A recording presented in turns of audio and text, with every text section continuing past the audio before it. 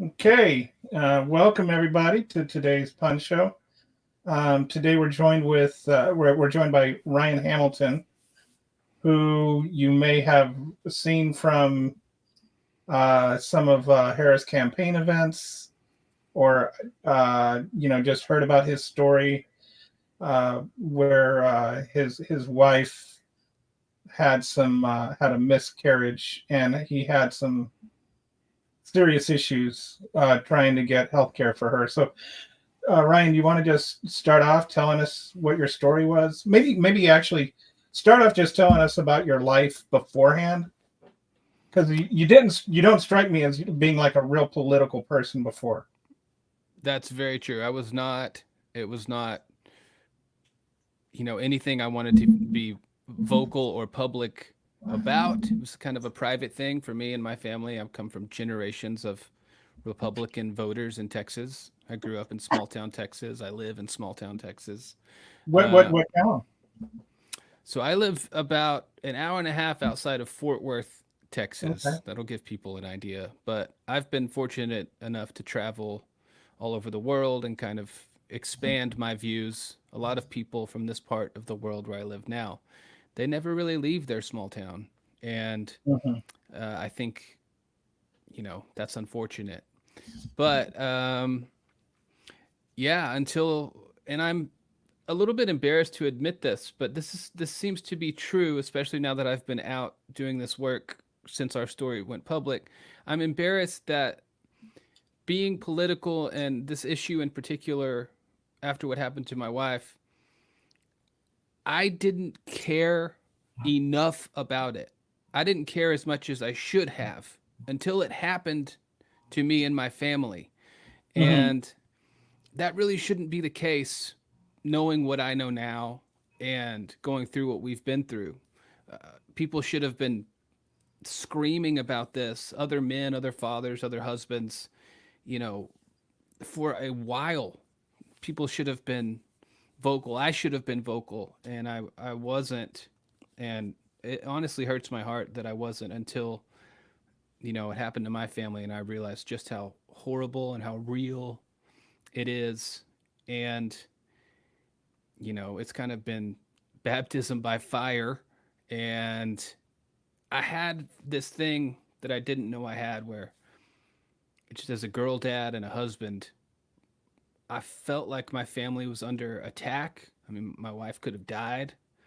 And because of that, it just kind of flipped this switch inside of me like, oh, you messed with my family. So whatever I have to do to defend and protect them, I will. And I've been out in the world doing that ever since.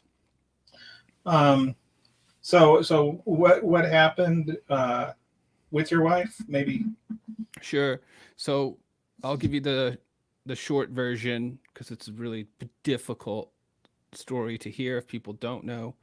Um, she had abdominal pain and started bleeding. She was about to begin her second trimester. She was 13 weeks pregnant with our and second child. and you guys wanted the child, right? You weren't Absolutely. like. Absolutely. We were excited. We didn't have kids until later. We're both, as far as pregnancy is concerned, older. And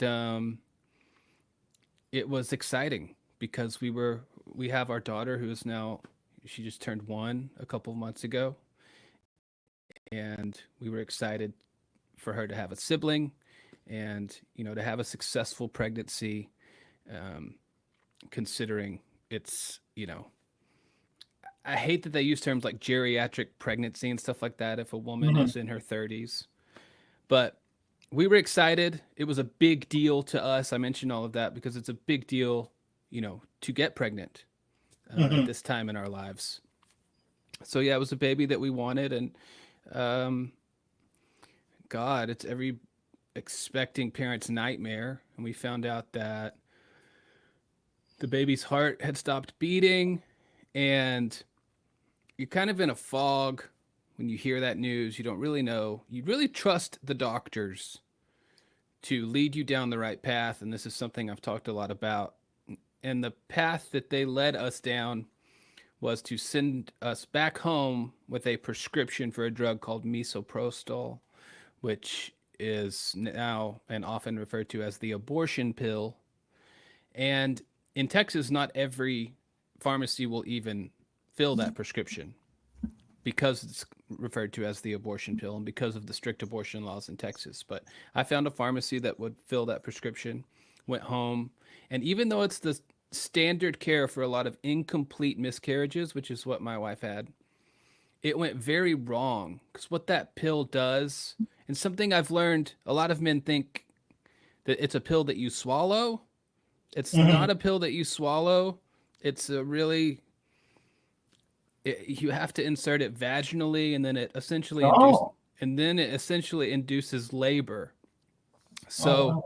my wife has to put this medicine inside of her in the most awkward way possible, knowing that it's going to force her body to eject our dead child.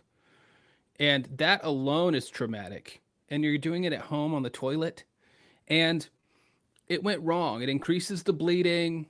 It, you know, makes her contract to try and get the baby out. And we called the emergency center and the pro life movement, who are so angry with me. They love to mention this that the place we went initially did not do surgery on site. That is correct. They did not do surgery on site. How many doctors' offices don't do surgery in their office? It's such an ignorant argument to me. Mhm. If they would have offered a DNC, which is the procedure that we needed, okay, they don't do it there. Let's go somewhere that does it. Anyway, we can talk about that in a second. But we called the emergency center back. There are only a couple of options where we live because we live in a small town. We called that emergency center back, said, hey, it's going wrong. You know, we need to come back in. They called us back in. There was a different doctor on call when we went back in. And he said, considering the current stance, I'm not going to prescribe you any more medicine, and sent us on our way without any other option. And So that he just like no care at all that he offered. correct. And my wife had some choice words to say to him, and I'm very proud of her for saying it. Was that Um, out of fear of his own prosecution, or was yes. it? So Well, was it just indifference to your wife's situation, or was it a combination of the two? they had her chart from the, we went in on a Thursday night. We had to go back on a Saturday morning. And they had her chart from the Thursday, right? So he knew what was going on. He was looking Hmm. at.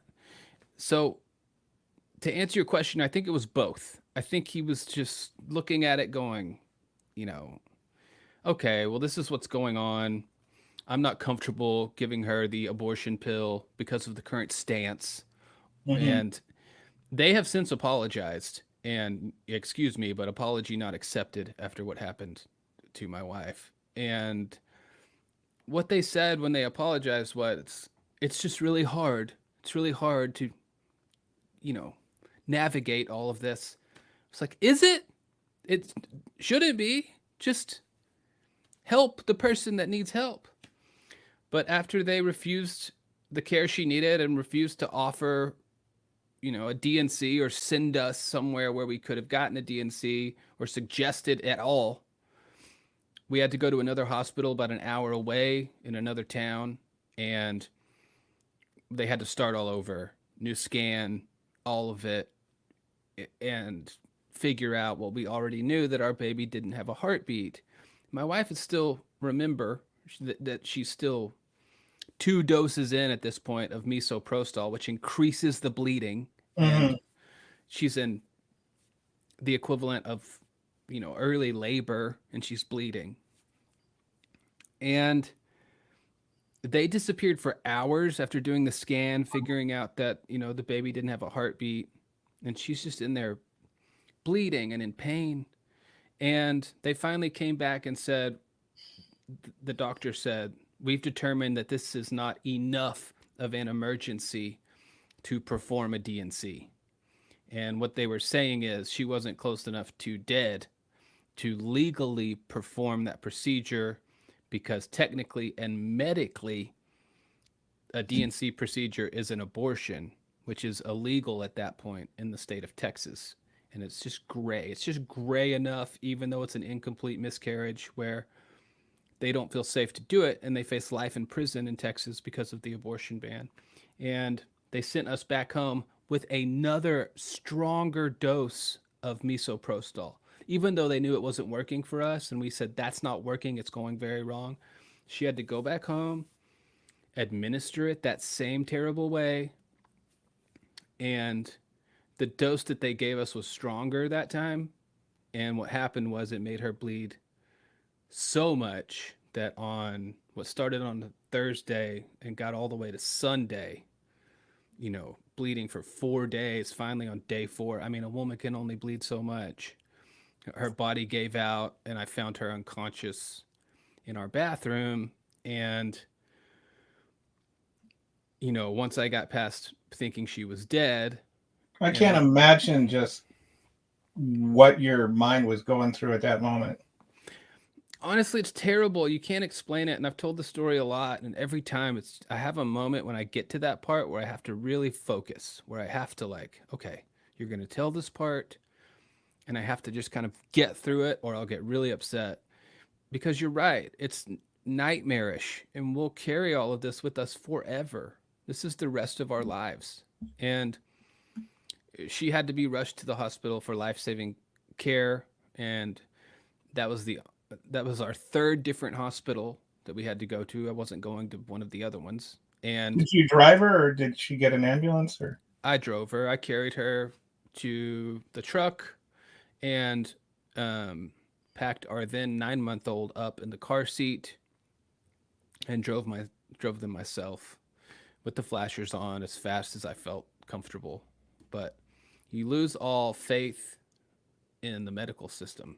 And I didn't want to call an ambulance or any of these people that, had let us down. So I felt the responsibility, was on me.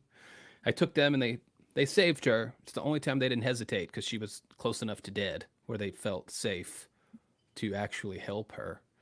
And that's the short-ish version of what happened to us. It's horrifying that you have to get to that point to get health care, because people that have no idea about medicine have made laws. That's true. That dictate what kind of health care a doctor can provide. That's right. And we're not the only ones. There are a lot of these stories. And, as people love to call me a liar and say it's political propaganda. And I just want to go look around. We are one of a lot, And to me, that's the other part of your story that really grabbed my attention. Is not just that you had this horrible, tragic experience and shared it, but then the vitriol and the hatred and the animosity that was, you were attacked for sharing it, called a liar, over and over. They're just maybe can you share more about that part of it? Yeah, well, they're ignorant. And something I like to say, and have said a lot, is they're too ignorant to realize how ignorant they are. And it's sad, really, because that hate, which was next level, and, to have people like the Lincoln Project tell me we've never seen it that bad. And that's the Lincoln Project, look at how much hate and blowback they get, and they handle it beautifully. And they've been really good to me, I have to say. And to have people like that go, we've never seen anything like this, is probably a pretty good snapshot of how bad it was. I've heard the most terrible things and stuff I shouldn't repeat. But, it's basically terrible versions of, it's too bad your wife didn't die, or maybe use a better coat hanger next time.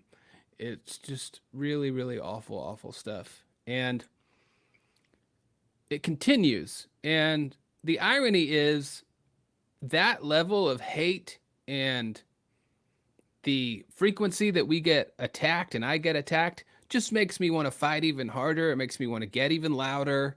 So they don't realize that they're the ones fueling the fire. Of course, the support and the outpouring of all these incredible people just, showering us with all this love, and that has been incredible. But you take that and you combine it with all of these idiots who think that they're part of some pro-life movement, which is a joke. You take those two things, this hate and this support, and all that does is make me feel invincible because I have so much support, and angrily motivated to win, to beat these people that are so lost, who have their heads so far up their own asses, they're numb to the smell of their own shit. And what just is insane to me is that they keep on. They don't stop. And it's laughable to me now because they think they know. And as someone who actually knows, who has gone through it and now spoken to all the doctors and attorneys and educated myself the way I felt like I needed to, as someone who really knows, now I understand just how stupid they really are. And it is next level stupidity. But they're blinded by their anger, and they're going to vote accordingly. And they are motivated to vote.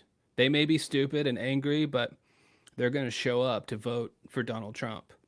I've noticed with the pro-life crowd that there is so much disinformation that they believe. Like and there are so many just outright liars and things like that. And this is going back, decades that I've been, always, like really interested in this. I don't even know if interested, but I always find this is a unique political issue because if you believe that life begins at conception, then, like, if you really believe that, then I understand where they're coming from. But if you don't believe it begins at conception, then it's kind of the ultimate betrayal of the ultimate violation of personhood for the government to regulate what you can do with your body. And so it's I like the word paradigm, which not everybody knows what it means, but it's like your framework from which you understand the world. And so you're dealing with two completely different paradigms. And so you're like trying to, I like to compare it to computer operating systems, where you're like trying to load up a Mac program on a PC. It's not going to work. Yeah. If you're trying to understand a pro-life argument through a pro-choice mindset, it's impossible. And so I understand like why this is the hardest issue to compromise on. But to me, it ultimately comes down to you're entitled to believe that life begins at conception, and you're entitled to live your life based on that. But you're not entitled to impose your belief on other people. Yeah. So it's like if you're pro-choice or if you're pro-life, don't get an abortion. Like, it's that simple. It doesn't mean that you can tell other people that they have to be pro-life. Yeah. But if you ever want to explode a pro-life person's mind, just ask them if they use any form of birth control, condoms or birth control. And if they say yes, then go, well, then you're pro-choice. You're choosing. Yeah. You're choosing to not have a baby in that way. And they will lose their mind. They will just like, no, that does not mean that. Now it kind of does. It totally does, actually. You are choosing to prevent a baby. And the just frustrating, I have to kind of have some self-control because I get so annoyed with these people. But the frustrating thing is what you're talking about makes it impossible for them to admit that they're hypocrites and that they don't really know what they're talking about. They don't. No. And when it comes to things like your situation, or like they use the worst situations, the worst scenarios, which is when parents want the child, and then for various reasons they need later term abortions for, either because it's going to damage the mother for her permanent health. It's the baby's heart stopped beating. There's maybe the baby can be born alive, but it's going to be impossible for the baby to survive more than a couple of hours. These kinds of situations. And so then those abortions they call, like to them, those are the most evil. And when it's like the most necessary, and they're, oh yeah, you're waiting until after the baby is born to abort the child. And it's like, no, that's not at all. It's not a thing. And it's, as I'm sure you know, it's illegal in every state. That does not happen. It's murder. Or what they used to call partial birth abortions, and stuff like that, where they, and I just want you're basing this on your Christian faith. Oh God, don't get me started. Like, oh my isn't God, lying a sin in the Bible? Let's talk about this. And my new friend John Fugel said it better than I will. But God is the least pro-life character in the book. Just look at the Old Testament and the babies that are killed and the people that are slaughtered, and it's just think about some of the stories in the Bible. That is not pro-life. Even God performs abortions in the Bible in Leviticus 22.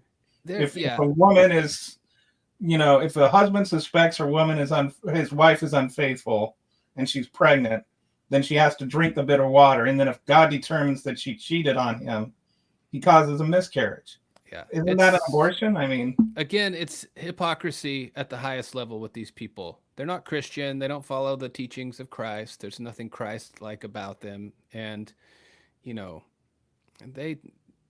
it's similar to the way, like, the KKK uses the Bible to be racist. It's like, don't twist it that way. It's just cruel. It's evil, really.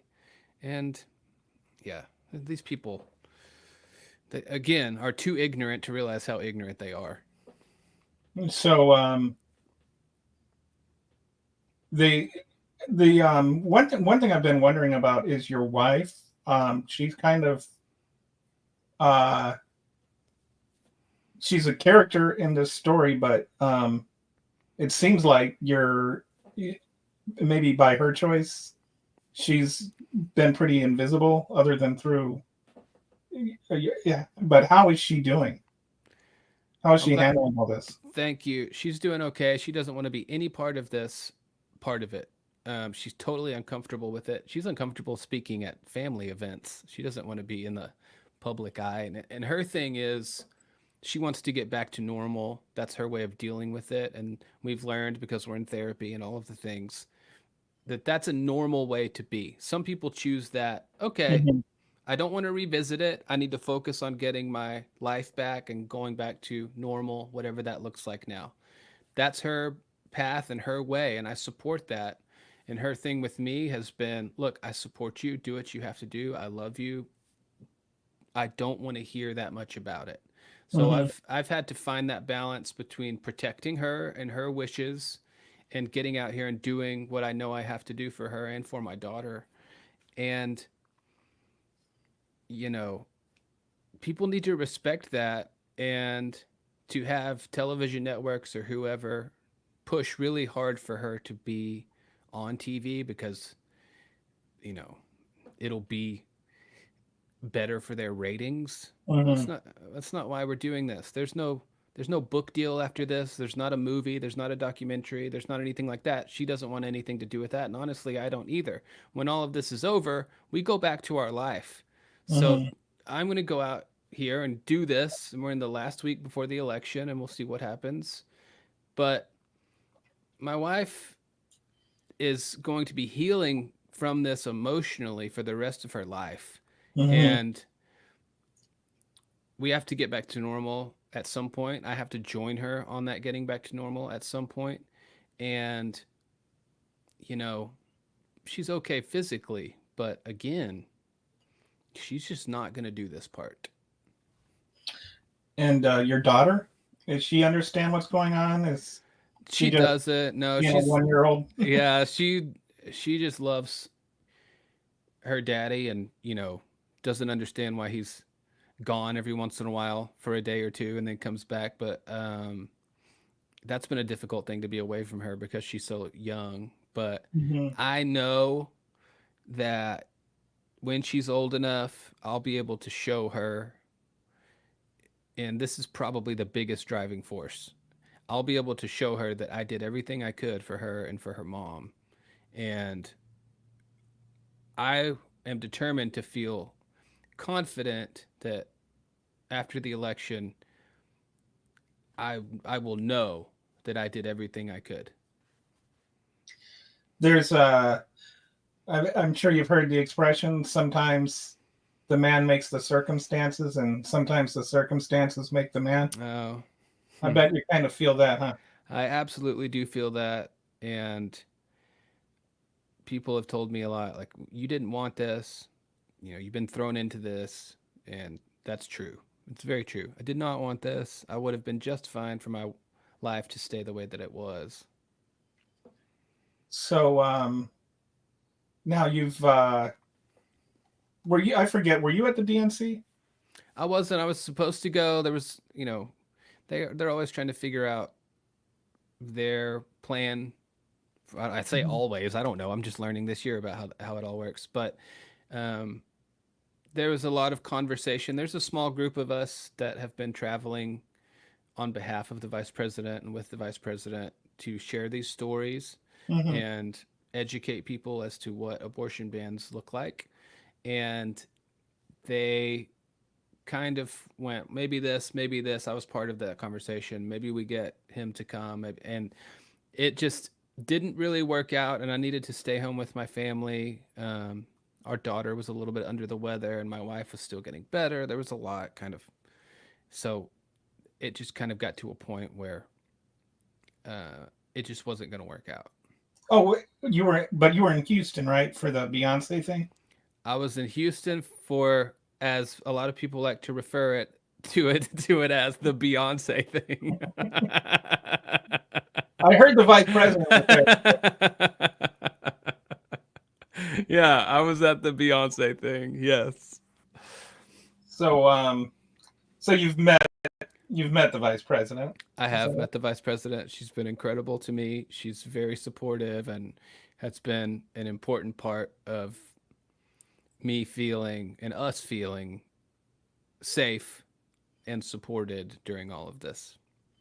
So this is my she has so like my history on her is I really was impressed with her during the when she was a senator and she was doing um the interviews or the questioning, the hearings, Mm. and Mm. she was, and the prosecutor came out, right, and she Right. was and she was just tearing up some of these people. Yeah, I was like, she is so smart. she is. And then she was actually my second choice in 2020. I was hoping. I used to live in Minnesota for a good 10 years, so I follow Minnesota politics, and I've been a big fan of Tim Walz since he started running, or since he's uh, been a representative. And then especially when he became a governor, and just how well he did in Minnesota. And so I was hoping he would announce that he would run in 2020. So he was my first choice, and Kamala was my second choice. So I'm pretty happy about this ticket. Right. But then once Kamala started running, like I saw her as being this really intelligent, really eloquent, pointed woman, and I didn't realize she had this other side of her, the happy side that has come out during the campaign, and I think that's the part that really grabbed people's attention and elevated her popularity so much. Yeah. Um, when you're with her, is that who she is? Like, is she just Absolutely. a positive person? And Yes. And she just feels very human and very real, and she's very sweet, and she's really smart. And you don't get that gross politician feeling from her, if that makes Mhm. any sense. There are moments when the cameras go away and she's the same. And that speaks volumes, I think, to the person that she is. And I've I've been in the entertainment business my entire adult life. I've never really had a real job. And I have a really good bullshit detector because I've been in Mm, the entertainment business for a long time, and I just don't get that from her. I think she's the real deal. I really do. And to witness that in real life and feel that like, oh, okay, like this is, you hope somebody's going to be a certain way, and then when they are that way, I don't know, man, it's a really reassuring feeling. I'm very hopeful I that am too. she wins. I just, it seems like such a contrast with the other guy. Yeah. But You know, people don't care. They're all in on the hate.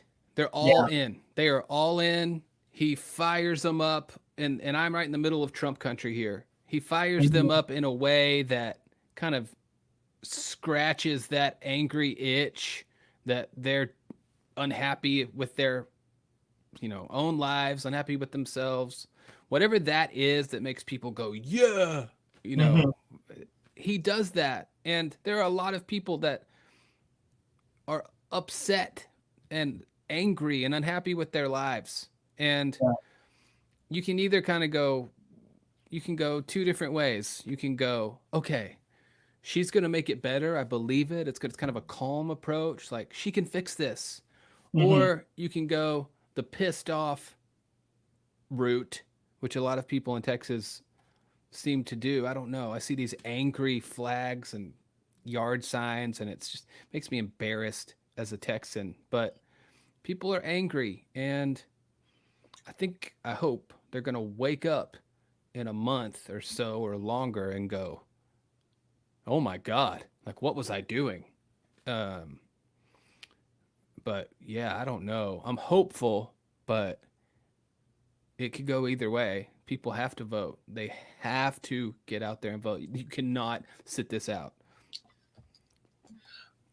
I live in rural Texas too. I live like outside between Austin and Houston. Okay. And like every time I need help with something, uh it is mostly Hispanic people that may or may not have documents um that I end up hiring um because they do the job well and they get it done. you know I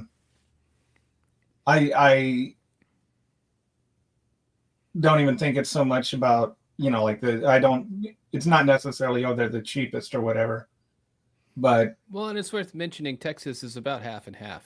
yeah.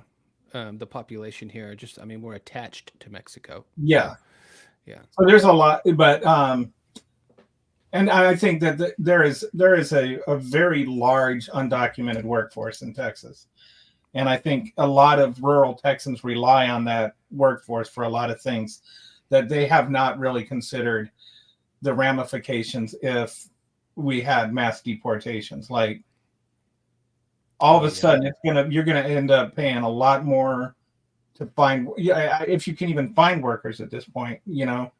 I know, like, Ron DeSantis tried to kick everyone out of Florida, and then they couldn't find anybody to work on houses anymore, which, with all the hurricanes coming through, they kind of needed that. They couldn't find construction workers. And, like, I think even nationwide, I think it's like 50% of the construction force is undocumented workers.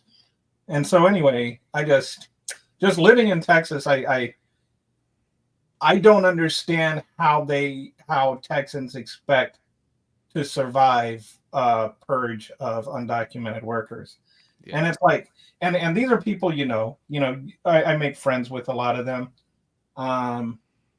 They're good people, and like the way that this whole thing becomes, they're here illegally, as though that it's like some moral crime or something. But anyway, I'm getting distracted from your story here. No, But it's okay. People use that argument with abortion bans, reproductive rights. They when I try and engage with some of these people, they will almost always, especially the men that are not on the same page as me, they will say, I'm going to protect my daughter by voting for Trump because it's going to keep her from getting raped from an illegal immigrant. That's really what they think. They think that they're protecting their daughter by voting for Trump because he's somehow going to keep that from happening. And I guess I understand that argument, but again, it's ignorant. It's just ignorant. The ignorance is running rampant on that side, especially in places like Texas. So that actually brings up another question. You had mentioned that your family is Republican, like yeah. How have they reacted to your story? It's hard because generationally, the further you go back, so my grandma, and then just keep going back, people that have now passed, they're party voters. Texas is very conservative. You grow up going to church 2 or 3 times a week. I grew up going to church 3 times a week, twice on Sunday and on Wednesday. And it's a great community. Some of my best friends who are still in my life were from growing up in that church community. So sadly, a lot of people like my family for years and years don't necessarily know the issues or the candidates. It's just something they do. Republican all the way up and down the ballot, because that's who they feel falls in line with their Christian conservative beliefs. For the first time ever in my life, I think, I'm starting to see some of my family, not all of them, but some of them, take what has happened to us and kind of what Trump and MAGA has become and actually go, okay, this is not what we signed up for. This is too far. There's something wrong with all of this. This is not the Republican, conservative, Christian party that they want to be associated with. So honestly, man, it's still difficult. It's still contentious on some levels. Older generations don't want to talk about abortion or a lot of the stuff people are more comfortable talking about now. So I don't know. It's a tough one. I know my family loves me. I know they're proud of me for this work that I've been thrown into. But I'd be lying if I said all of them were going to vote for Kamala. So Thanksgiving ought to be interesting this year. Oh, God, I know. We'll see how the election goes. So you said you're in the entertainment industry. What is it that you do? Or you want to? I'll tell. I don't mind. Yeah. So I was a touring musician and singer songwriter. Was really successful for a long time, but I mean, I toured the world, did really well, especially overseas, and I was also part of that. The record stores started closing. Apple Music and iTunes were new. Spotify hadn't arrived yet. There were a lot of us out there that weren't Beyonce famous, that were Hmm. successful. There were a lot of bands and artists kind of in the middle where most of us operate that were successful, and I had a great life and I was happy. And then these other things came along, Spotify in particular, and I don't remember, there was a point where a few years ago, before COVID, where it was millions of streams of my music, and I got paid $300. Wow. And I just went, I'm out. Whatever this is, I want no part of it. And I think probably because my point of reference was when CDs, I could still go on tour and sell CDs, like physical media. And I made a good living being able to do that. And, had great success being on record labels and things like that. And when the money went away and it became this thing where even in the UK, they told their musicians, like, you may have to retrain or get a second job. And I just went, this is not what I want to do. And Hmm. at that point, I got offered a job in radio on a UK station. And the UK is where I had the bulk of my success after a certain point. And I jumped on it. I was like, yes. It was like a lifeboat. Just like, I can't go out and scrape by on tour and hope I make enough money. And, especially now I'm a dad and, I had to be smart. And I miss it, if I'm being honest. And I'll never go back to it. I don't think it doesn't appeal to me just to, you know, if you look now, there's this really strange thing that happens where you'll see all the big artists, Billie Eilish, all these huge artists signing CDs for you to sell. You can order a signed copy. Any artist is coming out with a new album. It's like, order your signed copy now. It's actually rare to find an unsigned copy of those CDs now because so many artists are trying to do everything they can to make enough money to survive. Oh wow. So not everybody's making millions off of Spotify. Oh my god. It's terrible. That I mean, I don't even think Taylor Swift is on Spotify. There are certain artists that refuse, Garth Brooks and some others. It's like, I'm not getting on there. And why would they? It doesn't pay anybody anything. It's 0.0006 per stream. Wow. I think that's right. That's Spotify makes money though. Oh God, I know. It's just their advertising. They make millions of dollars. Joe Rogan makes money off of Spotify. Also true.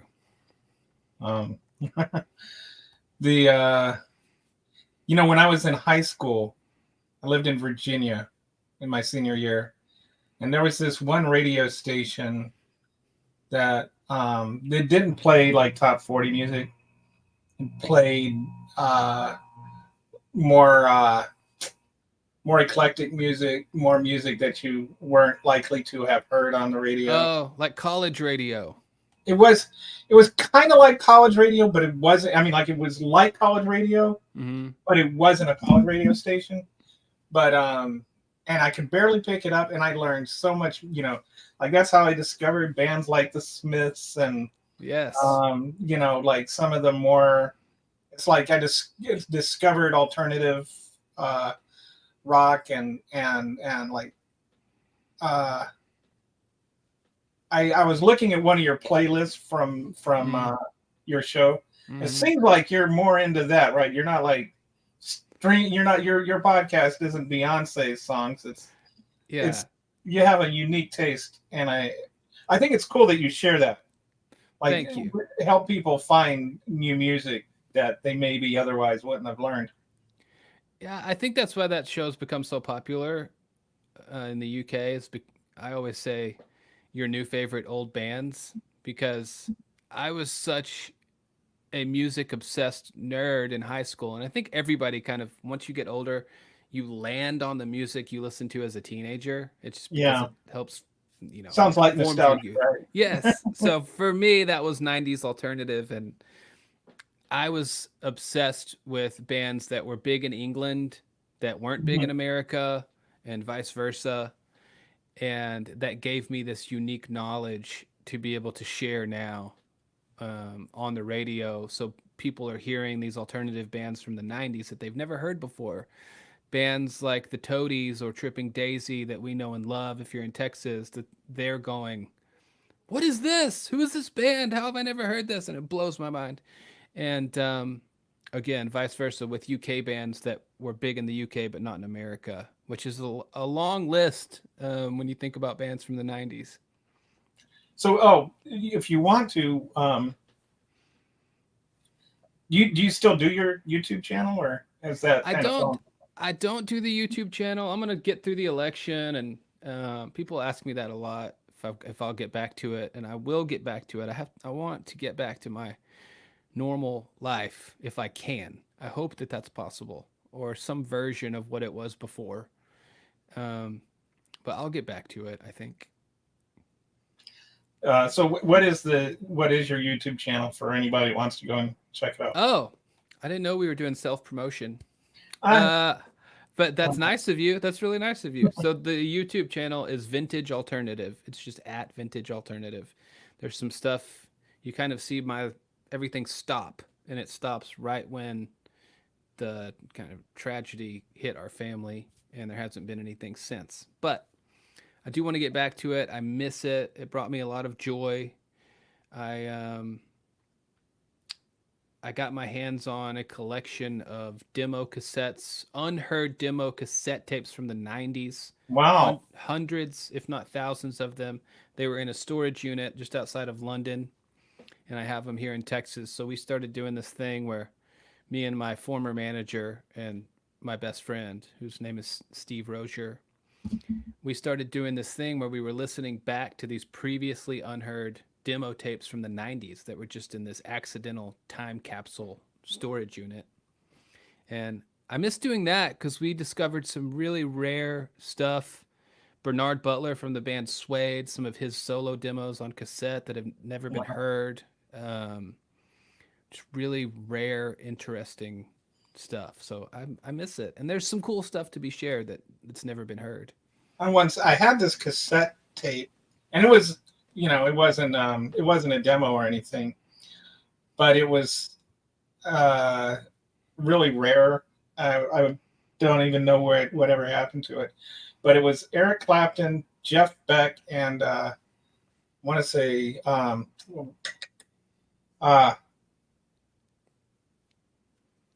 I could probably guess if you give me a point of reference. it was another guitar player. It might have been uh, Like Albert King or Stevie Ray Vaughan or somebody like Stevie that. Ray Vaughan. Okay, there we go. Anyway, those three of them just happened to land in the same studio, That's cool. and they just got together and jammed, and then they cut a tape from it. That's And I mean, great. it was some of the most amazing guitar playing. You can imagine those three going together. That's fun. So, some of those like things are just pretty amazing. Like some of the music you like, I love hearing music I've never heard. I like listening to different styles of music. Yeah. Um, Well, music used to be good. It's not. I don't know what happened. I swear to God, if I was a teenager now and I was determined to make it in the music business, I'd make every song a minute and a half long. I'd be huge because nobody has the patience for anything other than a verse and a chorus now. Nobody wants to hold an album in their hand and get lost in that experience for an hour. They have so about you don't think Paradise by the Dashboard Light would Oh my hit it? God. I don't know. I like Chapel Roan and all of the stuff. I'm curious, and I have, nieces and nephews that are into it. So I want to know. I want to still be kind of in the know. And I've tried. Some of it's okay, but something's been lost. There's no, maybe it's cancel culture. I don't know. But there's nobody has the courage to really do anything too risky anymore. It doesn't seem like. I just I'm glad we're kind of hitting on this side of things because Yeah, it's a first for me. Feels good. you're just a dude, that was That's right. living your life, and then all of a sudden it all got disrupted by a That's tragedy. right. That's right. Thank you. I think a lot of people think, and I mean a lot, hundreds of thousands, if not millions of people have come at me thinking it's some political stunt. You're exactly right. I'm just a dude. I'm just a guy who was living my life, who was lucky enough to play music for a long time and then got a job in radio and started being a family man. That's it. That's really it. And I think that's something that we had touched on this a little bit earlier, and we talked a little bit even before we started recording. Just, I think we look at this as a women's issue Hmm. and not as a people issue, and I think there's probably women that were pro. I think I've even read stories about women that were all pro-life until it happened to them, and men that were pro-life until it happened to their wives. Um, and I think this is like something that men need to consider before it happens to their wives, to their daughters, to their Yes. sisters, to their mothers, even.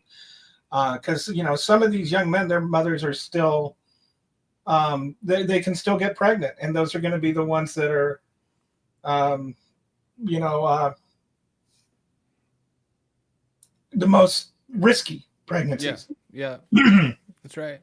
And Well, so I think we need to look at this as an issue that does not just affect women. And obviously, women are going to be more affected by it, but we get affected by it too. Your That's true. family, your whole family was affected by it.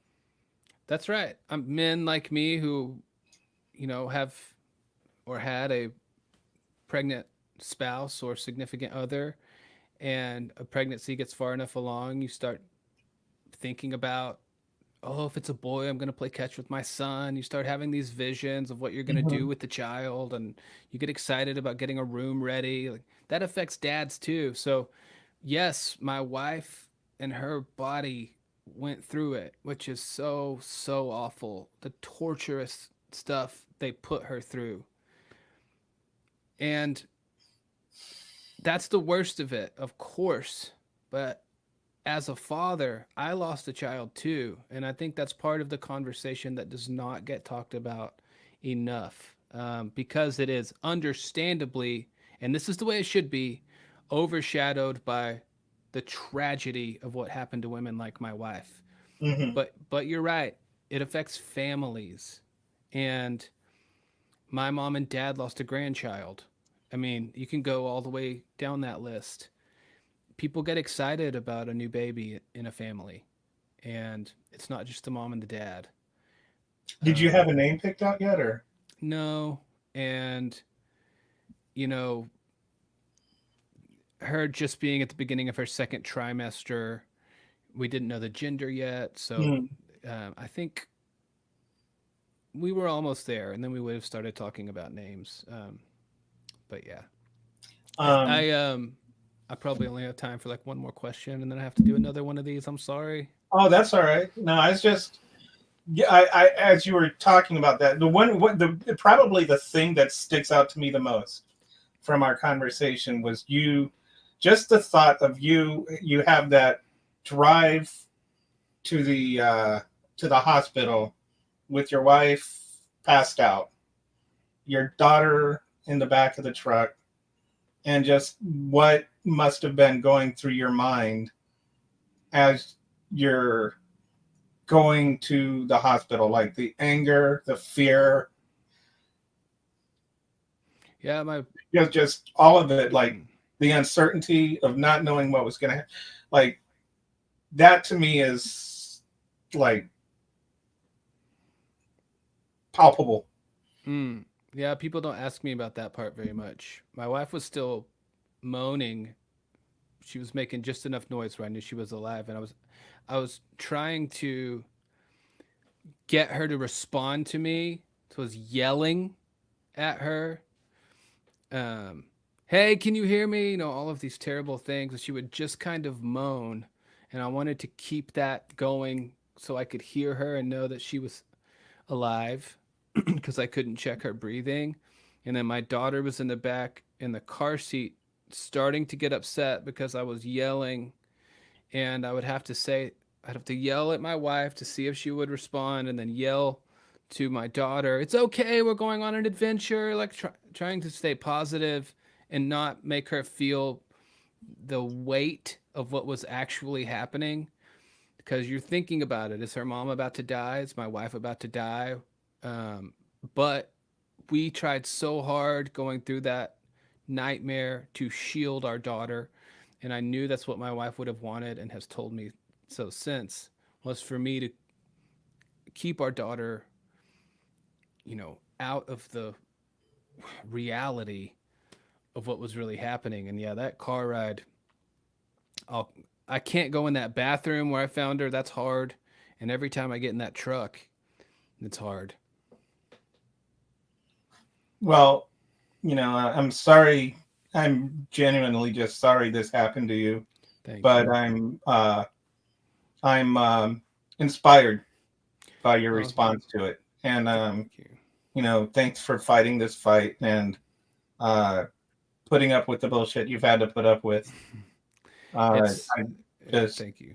it's an amazing story. So and thanks for coming on the Punch Show and joining me. It's my pleasure. I'm honored to keep doing this work. And like I told you before we started recording, there's a group of people that have kind of been here from the beginning that had large or largish followings that felt inspired to amplify our story, and you were one of those people. So I was excited to come on here and talk to you, and I really appreciate you. Thank you, and I'll let you go. All Um, right. gonna All right. So I just ended the stream. I'll Okay. send you a link to the YouTube and Twitter uh, recordings. It'll be on both. So Amazing. Anything I can do, I'll share it, and I really do appreciate you. I appreciate you too.